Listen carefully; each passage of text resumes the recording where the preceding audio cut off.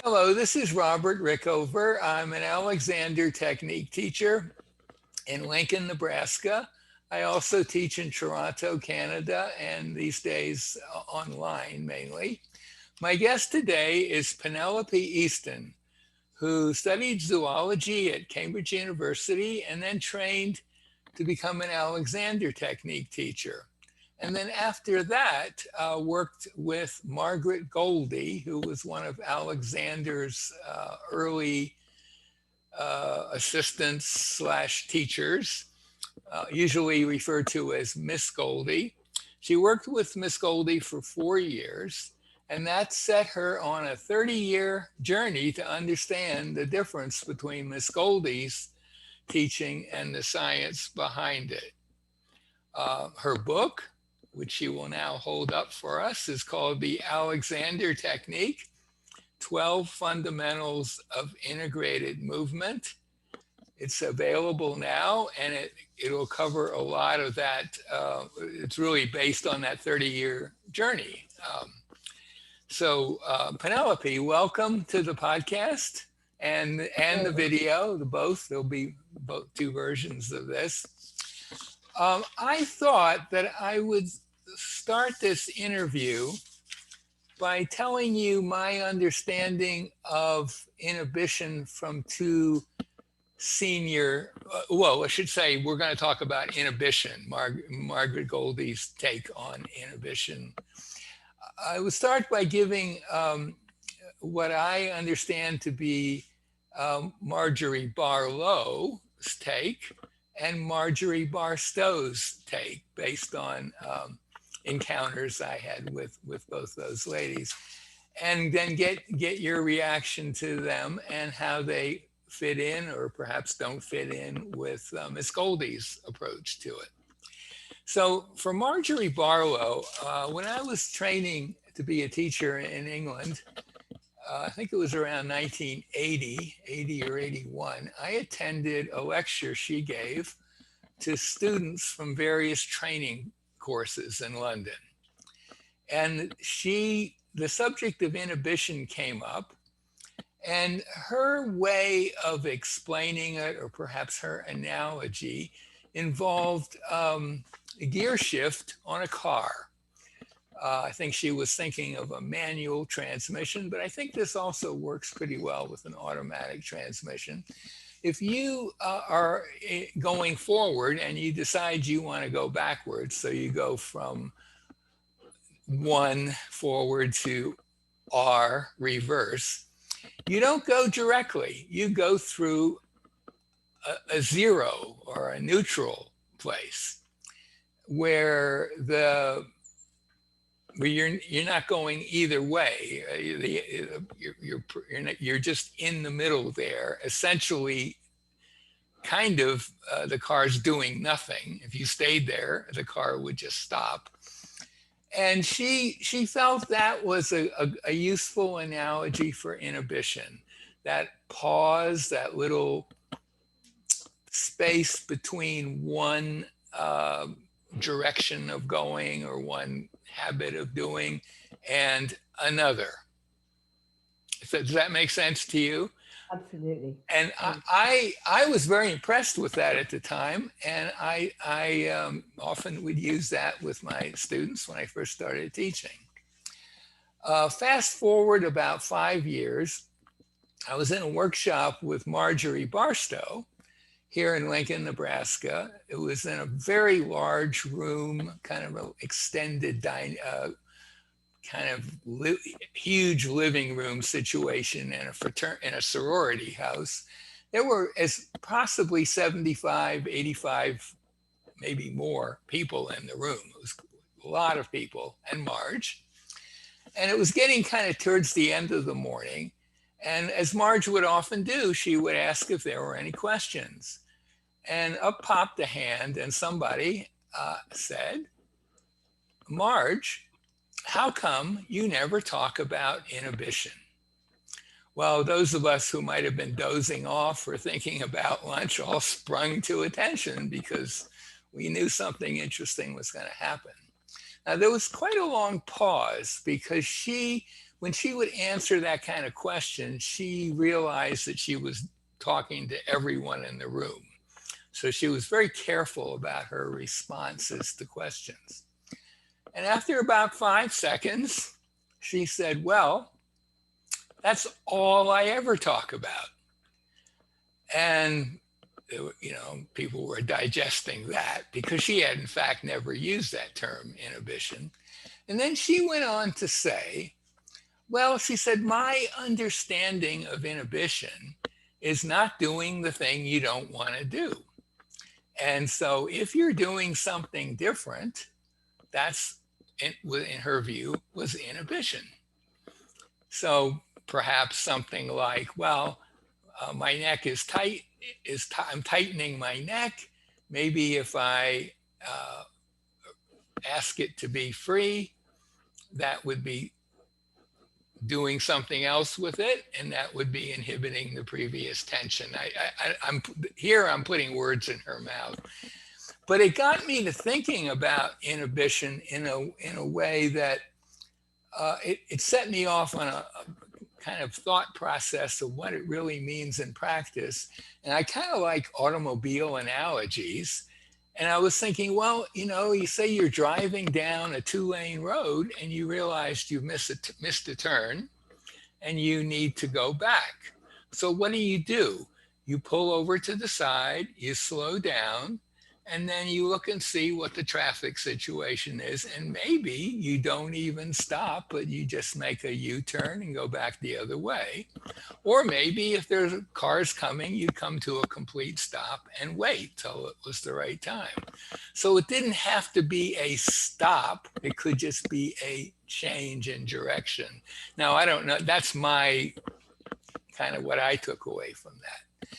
But when you hear those two takes on inhibition, how do they seem to you to relate to Miss Goldie's take on it, which she didn't use the word inhibition either, from what I understand, but her take on whatever it is that we might call inhibition? Yes. Well, I think both of those quotes you made, interestingly, I've used the gear analogy with my own students. Whether I heard it from somebody else down the line or whether I made it up, I don't know. I very much like that one.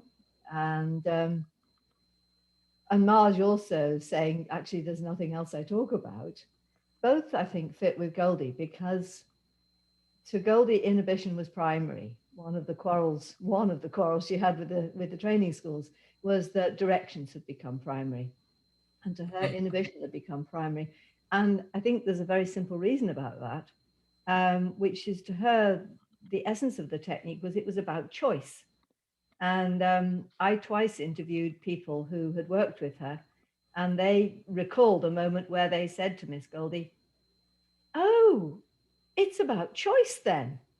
And Miss Goldie, if she'd been a modern person, she'd have high-fived them. It was like, yes, you got it. So what that gear change illustration describes is not just the stop point, it's a moment of choice. So there you are, wanting to go from one to reverse. You have that pause moment in neutral. You've gone through that neutral point. If suddenly a tractor comes behind you, you can waz it back up into third and zoom away. Right. You actually have a moment of freedom at that point from which you can actually make a new decision. And your one about stopping at the crossroads, realizing you've gone in the wrong way from a car, you actually described the same thing there, that you realized you'd done the wrong thing, missed the turning or whatever, and you slow down and you start to pay attention, and you can make a decision then whether you can do a U-turn or whether you need to draw off. You've got a point of choice again from which you can go in different directions. And that, I think, was very important. And you can only make a real shift of direction if you come to what I learned to call a true stop. Now, I don't think Goldie called it that. She would say stop. This quote is out of Fiona's book, by the way. Stop so that everything comes fully alive. The brain is waiting out for the new direction. And there's another point. She says, you need to stop but you don't go into a trance or go to sleep. No, you're fully alive. You're waiting for what happens next, because I think for a lot of people, a stop is a shutdown. Mm-hmm. And Margaret Farrar, when I was discussing this with her, did you know of her? Sure. She was Yeah. one of my trainers. Yeah. Right, okay. Yeah, she's a lovely woman. And she said to me, I think non-doing has been confused with not doing. Mm-hmm. And I think that's a wonderful quote, because a Mm-hmm. lot of people stop, and they come to a stop, and they've switched off at some level, or they've lost the focus of where they were going. They just, like you're taking a pupil into the chair and you say, no, stop, and the pupil actually just moves. You know Mm-hmm. that one? They can't just, a good trainee you can say stop and they just stop exactly there, but a pupil will usually move. They won't just stop. So a stop is just a stop, is a potentially a stop point, but it is a point in which one keeps focused, one keeps alive, one keeps aware, one keeps, everything is still toned, and the brain is then waiting out for the new direction. Oh, right, okay, let's go there, and then we can set off again. So Goldie was always, am I making sense so far? Yes, absolutely. Yeah. So Goldie was always talking about coming to quiet, and as I've described before, when we came quiet in her room, it wasn't just sort of a passive place. It was a full embodiment of quiet. And like every part of one's body had to let go of the agendas. Because I think often a bit of us stops, but another part of us is still charged up. But no, every part stopped. And then one came to this sort of embodied quiet presence with the room, and the room was present to you, and you were present to the room, and you could see everything, and you were aware of her moving around, and she could be by you, she could wander over to her clock and back, and you just stayed quiet. You weren't reacting, but you were waiting for what happened next. And you come to a plane of, do you know Dan Siegel at all? He's a psychotherapist. Have you come No, across any of his books? no. And he wrote a book called The Mindful Therapist. He's very much in league with Stephen Porges and the polyvagal stuff. If Oh, you okay. Mm-hmm. that, Yep. he's Yep. very much in that realm. But his book, The Mindful Therapist, because he makes this distinction between mind and body, which I think is absolutely in parallel with Goldie and with Alexander. Um, so I'm changing tack a little bit here for a moment, but you'll Go see where for it. we're going Yeah. with it. Yeah. Because Delsart, I forget who said this, it might have been Jerome Starring. Delsart separated my spirit and body. I think the old style, you'd got the spirit, you'd got the body and the spirit inhabited the body while you were alive, and then the spirit was gone. But there was a sense of separation between them. And Alexander's realized that you cannot separate mind and body. They are separate, but yet they're completely inseparable. And there's a paradox there. Right. Right. And then you've got the modern scientist who thinks that everything happens in the brain and consciousness is just a product of the brain. And Siegel says, no, there's the subjective experience, there's the objective experience, and they are separate, but they're indivisible.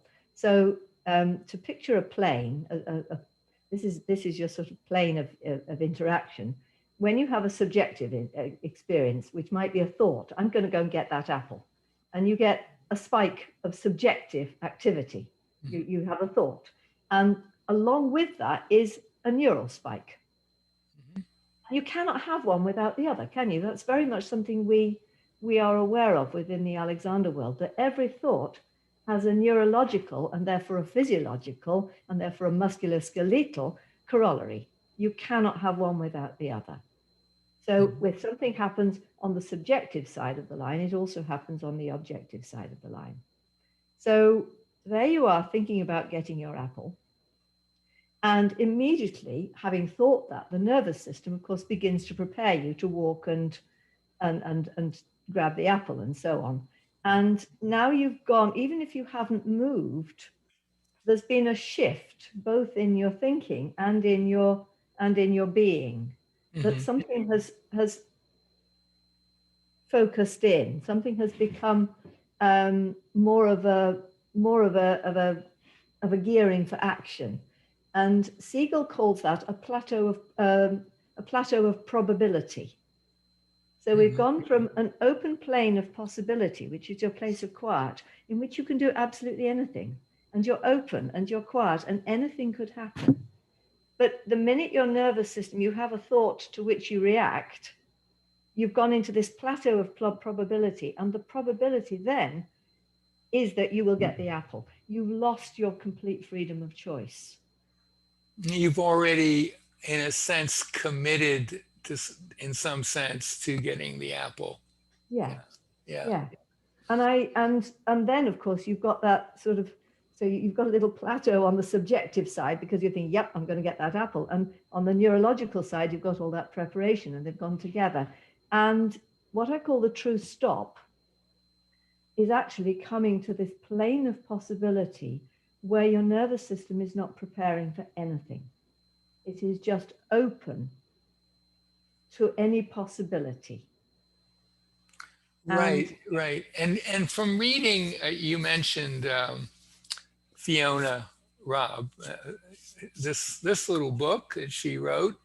It's a diary of her lessons with Miss Goldie, which I just recently reread. And waiting to get your book.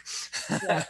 Oh, and by the way, Robert, if I can just say, if anyone wants a copy of that, yeah, it's very hard to find, but I've got Fiona's email. I have it too, yeah. So she is, it is available from her. It's still available, but you have to know her email, and her email isn't on the internet. Right. Okay. Well, we'll check afterwards. We'll see, make sure we have the same email.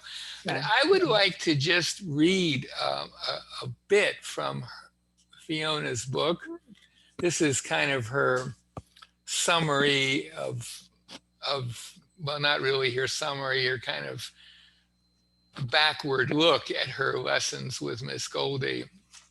And she said, I'll just read this and we can talk about it. It must be emphasized that in relation to stopping, the head, neck, back is secondary. It comes out of the stopping. You don't need to know it, but it's useful to understand it. The practice is in the stopping. The theory flows from your understanding and gleaning of truths which emerge out of the practice. And then just one other sentence, stopping, or not to do, which is a phrase that Miss Goldie used a lot, the not to do, I believe, is the fundamental principle of the Alexander technique and essential for carrying out any considered action within life. Now, I think a lot of Alexander teachers would, and myself included, are taken aback by that. Certainly in my training, I don't know that we ever did talk about inhibition all that much on the training course, to be honest. But given Margaret Goldie's emphasis on that stopping, that not to do, and reading through Fiona's account of lessons, I'm left still with the question of how does one get oneself into that state? And I've been playing around with some ideas using a kind of direction. For example, I'm stopping as a direction. I'm not doing as a direction. And I've been playing with that, with doing some very simple activities like picking something up from a desk or moving a leg or moving an arm. And it does seem to me that I do things with less gripping intention when I'm in the background thinking to myself, I'm stopping.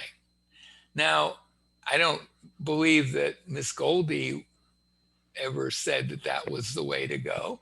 But the question is, how does one?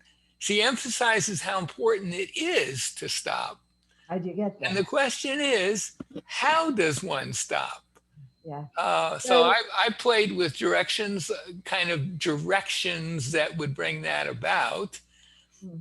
What would And be that's a lovely discovery, but it's not what she would have taught. okay? What would So, she, if I say, if you could pretend to be Miss Goldie for a second? well, I'm not going to, because she would Okay, be a hand. or just, but But just. the way I teach it, following from Miss Goldie, is Mm-hmm. actually to take hands off to start with. I mean, I've been doing this hands off for years, Right. because I think, again, to swap tack for a moment, what we're doing is working with the autonomic nervous system. I've just described it as this open plane of possibility, Mm-hmm. but you're familiar with the polyvagal theory, I suppose, aren't you? Just a little bit. Not. It's not Yeah. something I really got into. Yeah. Yeah. So I picture it as a ladder. If you've got a ladder, there's only one safe place really to be, and that's actually on the ground. Right. Ladders aren't intrinsically very safe, are they? Mm-hmm. So the best place to be is on the ground, and the ground is the safety place. Mm-hmm. And that's the parasympathetic, it's the rest digest, it's the social place, but it's also the place we're aware of ourselves. And that's the come to quiet place, is the nervous system calms down, the heart rate calms down, the breathing calms down, and we come present to ourselves, and we come present to the room, and we come present to other people. And also we can digest our dinner from that place. It's that just warm, I feel loved, everything's right with the world, I can relax, nothing in this moment is troubling me. You know that place? And that's where we want to bring a pupil, isn't it? If we're to get if a pupil comes in who's wired, Mm-hmm. the first thing you've got, there's no point trying to free their neck. The first thing you've got to do is calm them down. And so the way I work is to work with the eyes, because I just get them to look out of the window and see what's there. Because if you're worrying about what's going to happen, you're not seeing what's in front of you.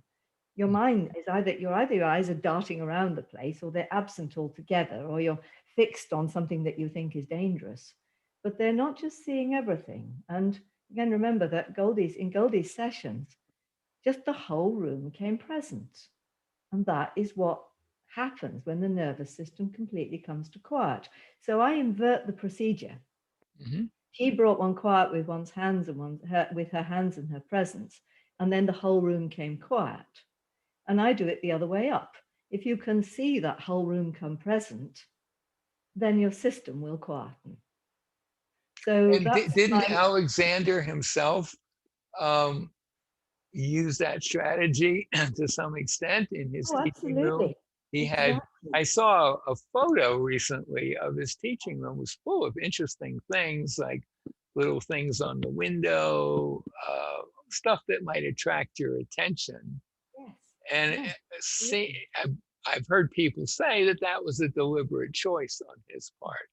Yes. He hadn't articulated it in the way No, that he we've done, never, yeah, because absolutely. he didn't. And I think, had he understood the nervous system link, I think there's an awful lot of work being done with the eyes at this point. And I have read scientific articles now saying that tracking the eyes is actually one of the quickest ways of calming the nervous system.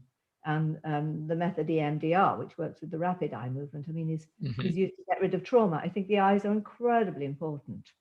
Um, so tracking with the eyes is one thing, and then once one's started to bring someone present, you can then work with the long out breath, because again, the long out breath goes with that parasympathetic system, that rest, that quiet place, Well, and I then have to something say, starts to come out. when I experimented with the direction I'm stopping, without worrying about what that meant, just putting that thought out there, my breathing did change. The out breath became longer, and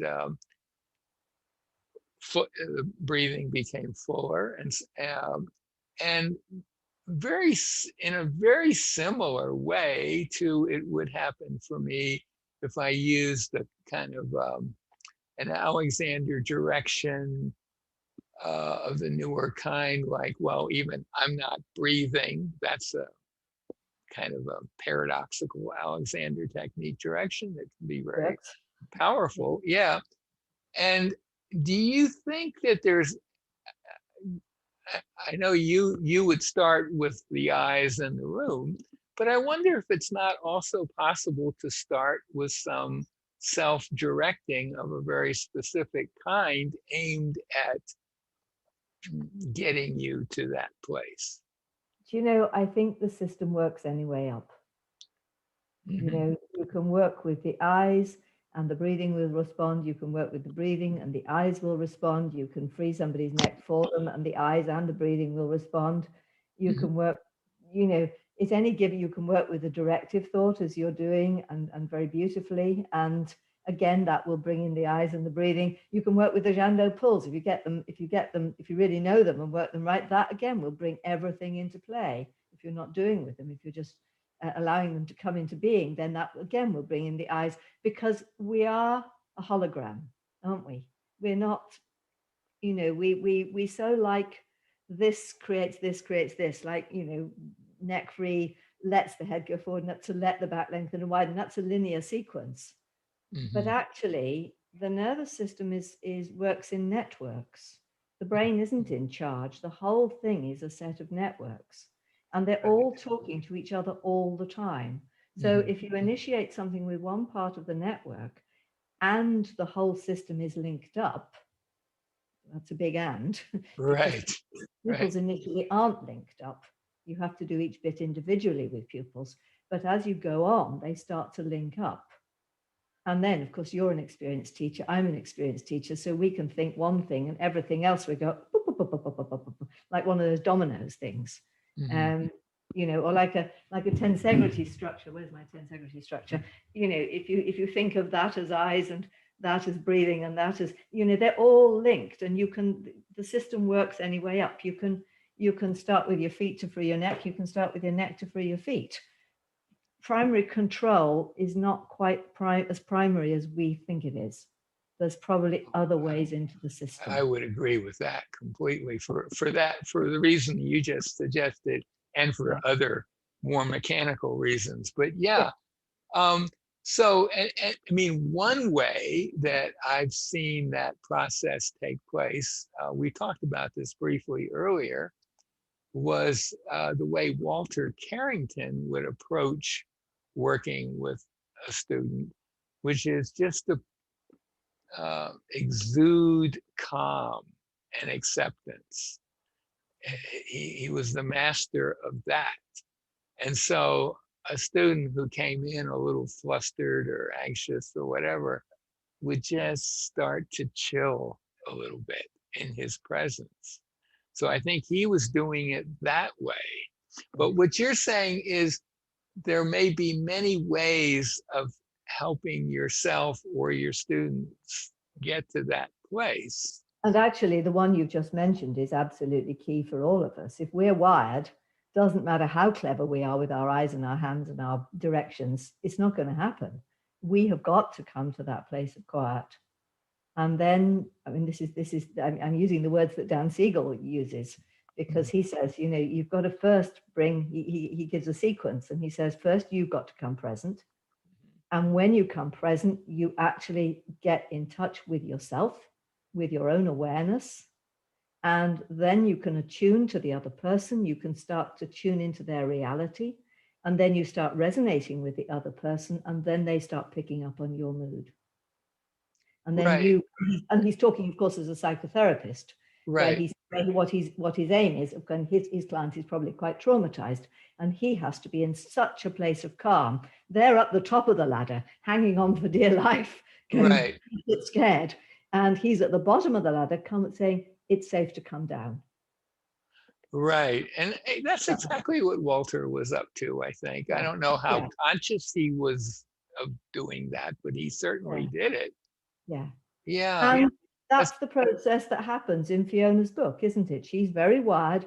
And although Goldie is actually giving her hell, at another level, at least in some of the lessons, at another level, she's also exuding calm. So Miss Goldie was a bit more paradoxical than Walter. because Walter was just calm, Mhm. whereas Goldie was calm with spikes. She would challenge you as well. And one of the strategies I used actually to survive her tirades of anger was what I called my magic raincoat. So because when she got angry with me, I'd make a distinction between the information she wanted me to receive, which was usually actually just get your head around the fact you know nothing. You don't know what you think you know. So, okay, Miss Goldie, that's worth knowing. I take it from you. I trust you, and I think you're probably right. But at the same time, there'd be all this anger coming at me, and it was way disproportionate. So I twigged pretty early on, it wasn't really to do with me, it was her own. And I now understand it as, anger at the whole situation. I didn't know that then. I didn't know why she was angry. All I knew was that probably 90% of it wasn't to do with me. So I let that drip off my magic raincoat. Yeah, and the situation that she was upset about was that she felt that, well, none of the training courses were really teaching what Alexander Yeah. discovered. They were kind of almost bypassing the key ingredient, which we could call inhibition or just stopping or not non-doing. Or the discovery process. Well, yeah, yeah, exactly. That's right. So, well, that's really interesting. And you don't, for example, if you're working with a student in person, you would not attempt to help them get to that place by using your hands the way Margaret Goldie did. Well, sometimes I do and sometimes I don't. Mhm. I mean, I haven't, like you, I've only worked online for a year now. Right. So I've almost forgotten what it's like. Yeah, I'm sure me I too. haven't. I I mean, have for no thinking idea what it's like to teach in person anymore. exactly. I mean, it Yeah, was in the hands, but at this point, I have just used my presence yeah, online and my calm modulated voice, which again is sending messages of safety, and my calm eyes, which are sending messages of safety, and directing them to find the safety in their own room by just seeing it and directing them with breath. So it's all been done with voice and presence and directing them in how to see, how to come present in the last year. But before that, yes, I might put my hands on their breathing and on their rib cage and invite them to just let that out breath happen. I might put my hand on their neck. It would depend on the student. I would, as this hands-off work has developed over the years, I was attempting more and more to see if I could get the pupil to do it for themselves before I put hands, because I think that's more interesting for them. If they do feel that in the lesson they have helped bring themselves to quiet, I think that was very powerful for them. If they were stuck, I'd get to the point where there was a stuck point and then I'd start using my hands. But I'd do as much as I could without. And does that presumably make sense? So yeah. No, it's interesting. Anything else you'd like to say about Miss Goldie's approach to this whole question? well, I think to further explain, just to finish, I think what we've discussed, um, you know, Fiona saying that the head, neck, back comes out of the stopping. That's what Alexander, this is back to Alexander's no games that he uses in use of the self, that he, again, is bringing himself to this open plane of possibility. I could speak. No, I'm not going to. I could raise my hand. No, I won't. I could just stand here. And so he's waiting until his nervous system has come to this place of quiet, this place of open plane of possibility. And only from that place of non-preparation does he then give consent. And he has a choice at that point. He could speak, he could raise his hand, he could do something completely different. He's no setup in the nervous system as what he should do next. So he can then choose to speak, or he could choose to sit down. And then when he does so, because he's in this place of quiet, I think the deeper layers of the nervous system of the brain, the parietal regions, the brainstem, the spinal cord, they can bring the muscles into play. And he then finds himself moving and goes, "Oh wow, my head went forward and up." without that being his Probably plan. will.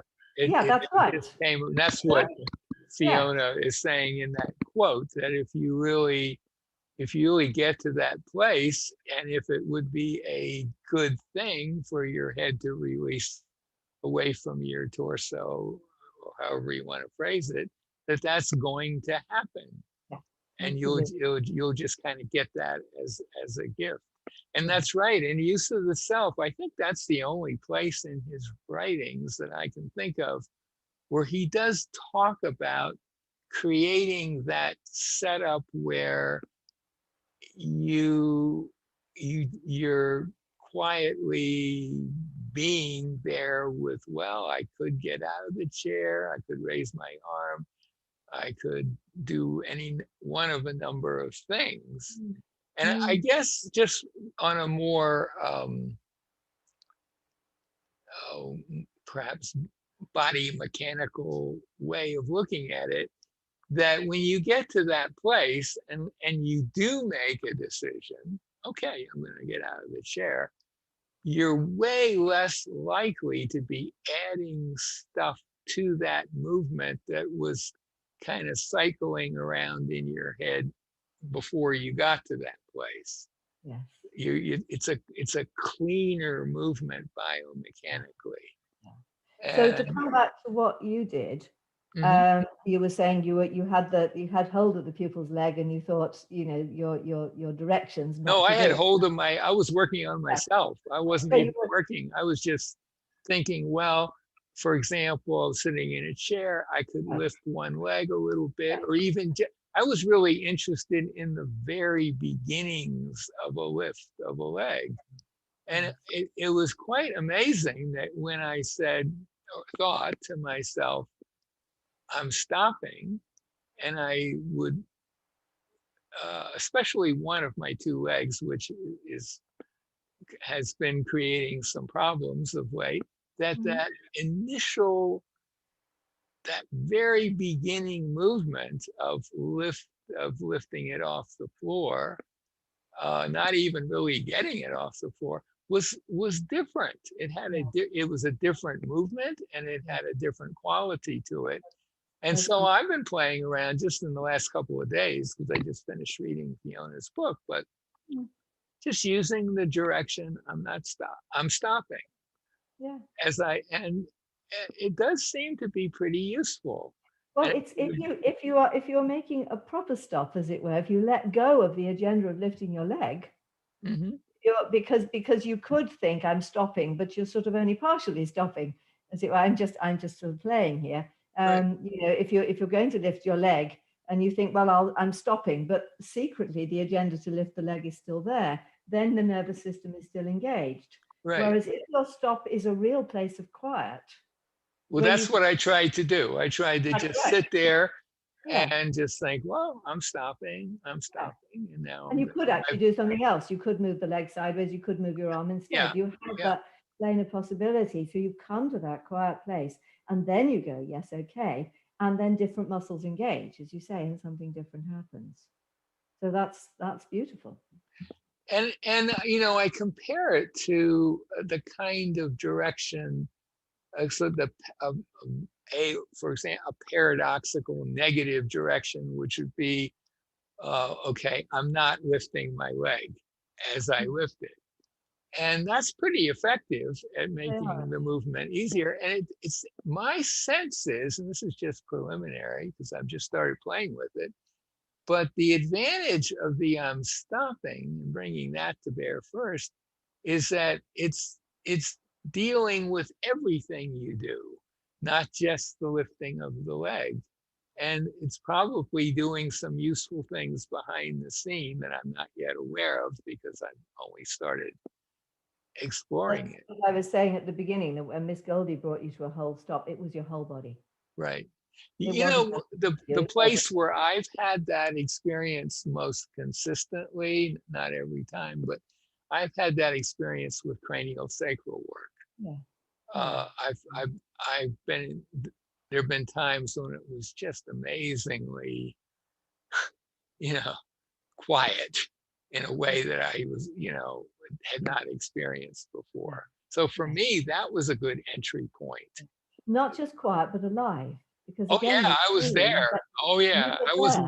Yeah, all of you's there, but not actually doing anything. It's just, right. I knew listening. that I could do something if I went. I was very present. It Yeah, wasn't. you Yeah, worked out of it. yeah. Yeah. Yeah. I think in a sense that sort of what Goldie was doing and craniosacral, they're very aligned in some ways. It's that Mhm. just the whole body comes alive and present and quiet and open to possibility, and anything could happen next. Yeah. And that's what then happened. Yeah. Well, this might be a good place to bring our conversation to an end, unless there's anything else you want to add. I think we've covered it actually. Yeah. Okay. Except, Well, except my one liner from Erica Whitaker. yes. At any point in anything you are doing, you cannot put it down and go and look out of the window, then you are doing too much. How's that for a challenge? Do you want me to say it again? Yeah. Say it one more time. That's a good one. If at any point in anything you are doing that you cannot put it down and go and look out of the window, that you are doing too much. Because if you can't put it down, you've lost your choice. You are now in that plateau of probability, you're in that peak of action, but you haven't got choice. So what we want is this living plane of possibility where you're actually in, doing the washing up or whatever, but you could at any point make a fresh decision. And it wouldn't be a big deal to make a fresh It decision. wouldn't be a big deal. No, You would absolutely. just, And that's the same as the gear the shift. phone might ring in the middle of you doing the laundry, and you would think, okay, I think I will answer that because I'm expecting an important call. Or, you know what, I'm going to continue with the laundry, and I got an answering machine, so I don't have to worry. If you could really be in that place, which is not a place that most people are in very much, from what I can see. And I include myself in that.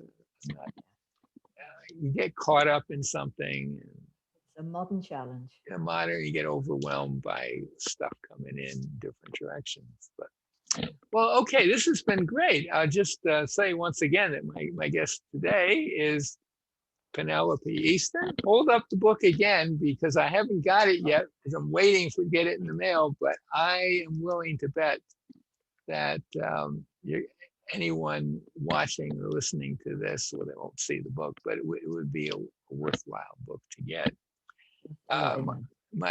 Look at it. It's got many pages, pictures. Wow, it's big. Someone said it weighed a lot of weight. It does. It weighs. It's heavy. Yeah. Right. Yes, it's 340 pages. So you can get that book. Yeah. You can get that book by going to her website, and I'll put a link to her website by this interview. And still 20% off till the end of May. Yeah, be sure to get the 20% off because that way it will be cheaper than getting it on Amazon. Is what I noticed. And you're supporting the publisher, you're supporting Penelope, and yeah. So Penelope, thank you so much for doing this additional podcast. We did 7 podcasts, 7 video interviews, and they will be podcasts later. But I thought we should talk a little bit about inhibition. Thank you so much for doing this. Yes, thank you, Robert. It's been a pleasure. Thank you.